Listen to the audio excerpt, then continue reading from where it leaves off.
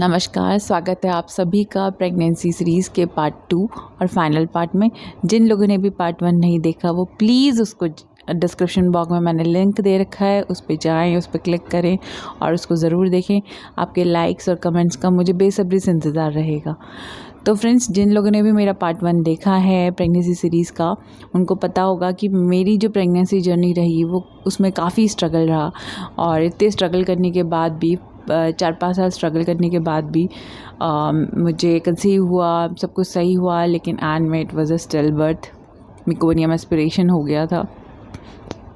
तो वो सब कैसे कैसे हुआ उसका सारा, ताकि मैं ये सब इसलिए शेयर कर रही हूँ ताकि किसी और के साथ ऐसा ना हो, और अगर किसी के साथ हुआ है तो वो ऐसा ना सोचे कि वो अकेले रह गए हैं, क्योंकि मुझे ऐसा बहुत फील होता था। अब जैसे जनवरी 2019 में मुझको पता चला मेरी डिलीवरी फर्स्ट, मेरा स्टिल बर्थ हो गया था। अगस्त में मेरा स्टिल बर्थ हो गया था। जनवरी में मुझे पता चला कि मुझे थायराइड भी है, PCOD भी है।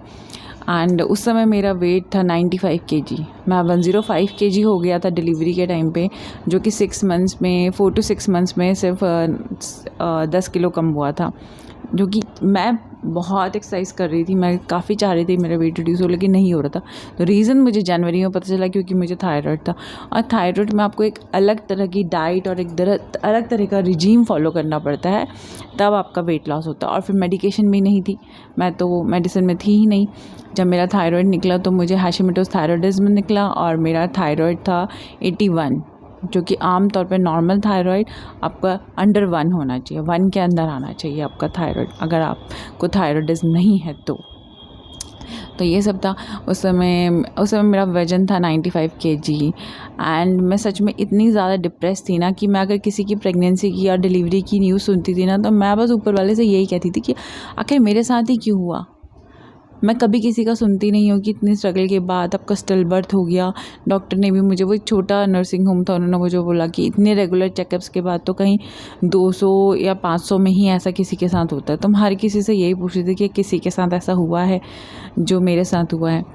तो हमेशा मैं नेगेटिव ही मेरे दिमाग में चलता था। और अगर वो होता ना, अगर आपका घर में खुद अंधेरा हो तो दूसरे के घर के दिए भी अच्छे नहीं लगते।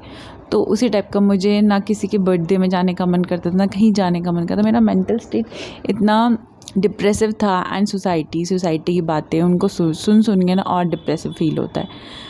तो एक दिन मैंने रियलाइज़ किया कि यार मैं क्यों इतना डिप्रेस हो रही हूँ, मैं क्यों इतना सोच रही हूँ, क्या ये मेरे हाथ में है? जो मुझे डॉक्टर्स बोल रहे हैं मैं तो वो कर रही हूँ ना, जो मैं कर सकती हूँ, जहाँ से मैं नेट से पढ़ रही हूँ, मैं जहाँ अपने डॉक्टर को फॉलो कर रही हूँ, तो सब कुछ मैं कर रही हूँ। तो अब मेरे हाथ में तो है नहीं कुछ कि मैं तो चाह ही रही हूँ कि हो जाए। अब जब भगवान ने चाहा होगा तब होगा। तो अभी मेरे हाथ में क्या है? मेरे हाथ में है कि मैं अपनी हेल्थ के ऊपर ध्यान दूँ। इतना नेगेटिव सोच के तो मेरा थायराइड हार्मोन कंट्रोल होगा नहीं, क्योंकि स्ट्रेस भी एक बहुत बड़ा रीज़न है थायराइड होने का और उसका कंट्रोल में ना आने का। तो फिर मैंने यही सब सोच के मैंने अपना जो भी माइंडसेट था उसको मैंने जॉब शुरू ही कर दी थी।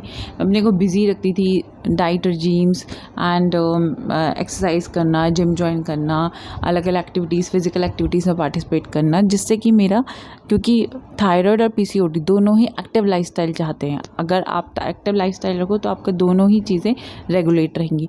तो फिर यही सब सोच के मैं बस अपने हेल्थ को अपना प्रायोरिटी मान लिया और उसी चीज़ पर लगी रही। And as a result 6 months के अंदर मेरा वेट हो गया था 75 kg। तो मतलब मैंने 1 ईयर में ऑलमोस्ट 30 kg वेट रिड्यूस किया था विथ थायराइड एंड PCOD। जो कि जिनको अगर थायराइड और PCOD है उनको पता है कि वेट रिड्यूस होना बहुत मुश्किल होता है, थायराइड और PCOD दोनों ही में, क्योंकि दोनों ही वेट गेन करते हैं, आपके हार्मोन्स को इम्बैलेंस कर देते हैं। तो मेरा फिर वेट 75 हो गया था। एंड फिर मैंने ये सब के बारे में ना, प्रेगनेंसी एंड ऑल, इसके बारे में मैंने सोचना ही छोड़ दिया था। ऑफ कोर्स मेरी फैमिली ने मुझे काफ़ी सपोर्ट किया। आपकी जो कोर फैमिली, आपके पेरेंट्स, आपके हस्बैंड, वो अगर सपोर्टिव होना तो फिर इंसान सब कुछ कर सकता है। तो उन्होंने मुझे काफ़ी सपोर्ट किया। मैंने इस बारे में कुछ सोचा ही नहीं। मैंने ना IVF के बारे में सोचा, ना मैंने प्रेगनेंसी के बारे में सोचा। मैंने बस सोचा कि मुझे अब हेल्थ के बारे में सोचना है, मुझे अपना करियर बनाना है। अब अपना आप करते रहो जो भी आपके हाथ में है, बाकी तो आप कुछ कर नहीं सकते। तो मैंने उस बारे में ज़्यादा सोचना ही छोड़ दिया। फिर एक दिन हम लोग ऐसे ही ट्रिप पे गए हुए थे जनवरी 2019 में मैं केरला गई हुई थी घूमने। तो हम लोग वहाँ पे काफ़ी फ्रेंड्स वगैरह थे, तो हम लोग काफ़ी घूम रहे थे। मैं वापस आई तो मेरे ना डेट्स आई नहीं थी, मेरे पीरियड्स आई नहीं थी। मेरे पीरियड्स थोड़े बहुत फ्लक्चुएट रहते थे, इतना भी कंट्रोल करने के बाद भी दो चीज़ें पीसीओडी और थायराइड दोनों में ही मेंस्ट्रुअल साइकिल आपकी इरेगुलर रहती है। तो वो होता था मेरे साथ 10-15 दिन ऊपर नीचे, तो मैंने ज़्यादा ध्यान नहीं दिया। फिर जब 15 दिन भी हो गए, मैंने टेस्ट किया ऐसे ही, मेरे को कोई उम्मीद नहीं थी, और मैंने टेस्ट किया और वो पॉजिटिव आया, इट वाज पॉजिटिव। और मैं आप लोगों से ये शेयर करना चाहती हूँ, जब मैं केरला गई थी तो मैंने इतने पाइनएप्पल खाए ना, इतने पाइनएप्पल, आप यकीन नहीं मतलब वो अलग अलग टाइप के इतने टेस्टी पाइनएप्पल थे वहाँ पर। मैं पूरा कितनी दिन तो मैं पूरे लंच में मैं सिर्फ पाइनएप्पल खाती थी, अलग अलग मसाला डाल के पाइनएप्पल। और अच्छा, वहाँ का पाइनएप्पल ऐसे आपको जीभ में काटता भी नहीं है, बहुत ही स्वीट होता है वहाँ का पाइनएप्पल। मैं इसलिए शेयर कर रही हूँ क्योंकि लोग कहते हैं कि फर्स्ट ट्राइमेस्टर में तो एटलीस्ट पाइनएप्पल बिल्कुल नहीं खाना चाहिए। प्रेग्नेंट लेडीज़ जो हैं, जो कंसीव करना चाह रही हो, पाइनएप्पल ना खाएं। बट वो होता है ना, जाको राखे साइयाँ मार सके ना कोई, जिसको आना है ना वो आके ही रहता है। तो मैंने कंसीव किया एंड मेरे काफ़ी मेडिसिन्स चली। मुझे थायराइड था तो मैंने डॉक्टर को पूरी तरह मैंने फॉलो किया सब कुछ। डॉक्टर ने मेरी हाई रिस्क प्रेगनेंसी के उसमें कैटेगराइज़ किया था, क्योंकि मैं पहले भी मेरा ऐसा स्टिल बर्थ हो चुका था, तो काफ़ी मेरे चेकअप्स रहते थे, इंजेक्शंस, मेडिसिन्स, ओरल मेडिसिन्स सब कुछ चलती थी। एंड सब कुछ सही रहा, सब कुछ। उसके बाद जनवरी में मैंने दिसंबर में मेरा कंसीव था, एंड अगस्त एंड में मेरा सिजेरियन हुआ। अच्छा, इसके बीच में मुझे एक मिसकैरेज भी हुआ था, इस प्रेगनेंसी से पहले बीच में मुझे 2018 और इसमें मेरा एक मिसकैरेज भी है 2018 में। हाँ जी, क्योंकि मैंने कंसीव किया एंड फिर मैंने डॉक्टर को दिखाया, तो डॉक्टर ने मुझे पहले ही बोल दिया था कि देखो रितिका, ज़्यादा अभी किसी को बोलना मत, क्योंकि तुम्हें थायराइड है तो इसमें फर्स्ट ट्राइमेस्टर में मिसकैरेज होने के चांसेस बहुत ज़्यादा होते हैं। तो ऐसा हो सकता है। मैं ऐसे ये नहीं कह रही हूँ कि तुम इतना नेगेटिव सोचो, बट अभी उतनी ज़्यादा उम्मीदें मत रखना। And I am very thankful to that doctor कि उन्होंने मुझे पहले ही ऐसे बोला, क्योंकि एक उम्मीद बच जाती है ना, फिर इंसान डरने लगता है। आपका एक स्टिल बर्थ हो गया एक प्रेगनेंसी में, सेकेंड आपका मिसकैरेज हो गया, थर्ड में मेरे को जाके सक्सेसफुल प्रेगनेंसी हुई थी। तो जो मेरा सेकेंड मिसकैरेज जो हुआ था वो 1.5 महीने की मेरी प्रेगनेंसी थी।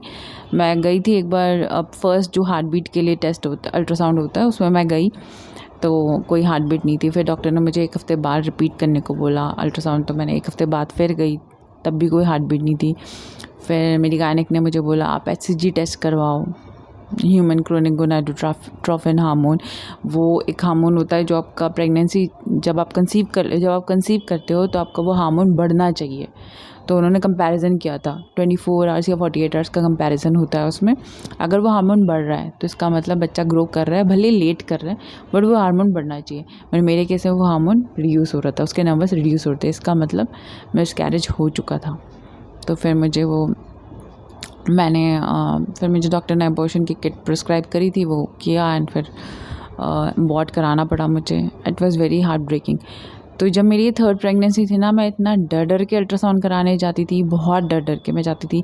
जब तक हार्ट बीट मैंने सुनी नहीं तब तक मुझे चैन नहीं आया। और जब मेरा सिजेरियन हो रहा था ना, मेरा BP इतना हाई हो रखा था, जब तक मैंने बच्चे का रोना नहीं सुनाना और जब तक उन्होंने मेरे सामने मेरा बेबी लेके नहीं आए, तब तक मुझे यकीन ही नहीं हो रहा था कि मतलब, क्योंकि मेरे साथ इतना कुछ हो चुका था कि जब तक मेरे को लग रहा था कि जब तक बच्चा मेरे पास नहीं आ जाता ना, मैं अभी कुछ ज़्यादा खुश होंगी नहीं। प्रेगनेंसी हो रही हूँ, कंसीव हो रही हूँ, फर्स्ट सेकेंड थर्ड ट्राइमेस्टर, क्योंकि फर्स्ट में स्टिल बर्थ हुआ था तो इसलिए बहुत डरती थी। तो ये मेरी स्टोरी रही। तो इस स्टोरी को शेयर करने का सबसे बड़ा रीज़न ये है, क्योंकि किसी के साथ भी अगर ये हो रहा है या हो चुका है, प्लीज़ वो अपने को अकेला ना समझे। ऐसा नहीं है कि आप अकेले हो और किसी के साथ ऐसा नहीं हुआ है। मेरे साथ खुद ऐसा हो चुका है, फिर मेरे साथ बहुत सारे ऐसे लोग भी जुड़े यूट्यूब व्हाट्सएप के थ्रू, मेरे साथ ऐसे बहुत लोग जुड़े जिन्होंने मेरे साथ अपनी स्टोरी शेयर करी, और उन्हीं सब की मोटिवेशन के वजह से मैं आज आप लोगों के साथ ये सब शेयर कर रही हूँ। तो मैं आखिरी में ये बोलना चाहती हूँ कि आप हमेशा लेडीज़ हमेशा अपनी हेल्थ को प्रायोरिटाइज़ नहीं करती। आप किसी चीज़ के बारे में सोचेंगे ना, सोच के जो चीज़ आपके हाथ में है ही नहीं, आप उसके बारे में क्यों सोचें। आपको थायराइड है, आपको पीसीओडी है, इस वजह से आपका कंसीव नहीं हो रहा है, आपको कोई और दिक्कत है, तो अपनी हेल्थ को प्रायोरिटी बनाएं। स्ट्रेस को ना बनाएं अपनी प्रायोरिटी। अपनी हेल्थ को अगर आप प्रायोरिटी बनाएंगे तो सब कुछ धीरे धीरे स्मूथली आपके फेवर में होते रहेगा। लेकिन आप किसी चीज़ के पीछे पड़ जाएंगे और हर समय उसके पीछे क्रिप करते रहेंगे, नेगेटिव सोचेंगे, तो वो चीज़ फिर आपको खुद भी, आपके हेल्थ को भी डिटोरेट करेगी, आपकी मेंटली भी आपको थकाएगी। तो मेरी सबसे यही रिक्वेस्ट है, please think positive, be positive, and everything will be positive. Thanks for watching. See you soon. Namaskar.